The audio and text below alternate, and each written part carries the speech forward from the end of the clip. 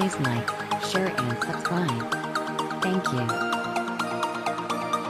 The crossover craze is far from being over, and Audi knows extending its Q portfolio will allow the Ingolstadt-based marque to grab a bigger piece of the pie.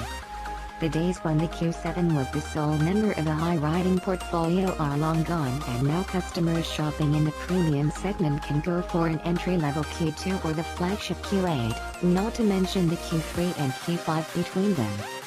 The model onslaught will continue next year when the Foreign will introduce a fancier derivative of the Q3.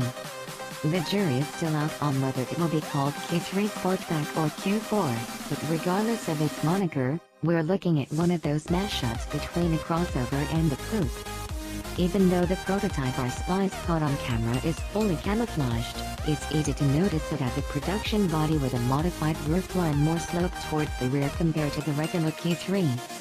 Luxury automakers have carved a new niche with these types of vehicles, as more and more people are willing to pony up the premium commanded over the standard crossover upon which these coupe-ified versions are based. The Q4 will be a prime example, since it will essentially be the same MQB-based Q3 with a different skin.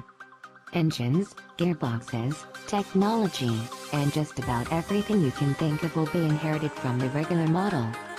Audi has promised to make the Q4 more than just a coupe take on the Q3 by implementing some design changes that will allow the new crossover to stand out from the crowd. We can't quite see that for the time being, but it's better to wait for the camo to come off when we'll get a better view of the Q4.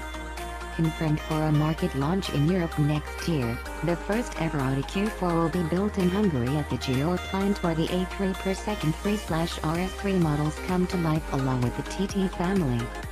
Speaking of the RS3 and the TTRS, there will likely be a range-topping RS Q4 with the same glorious 5-cylinder engine rated at 400 horsepower.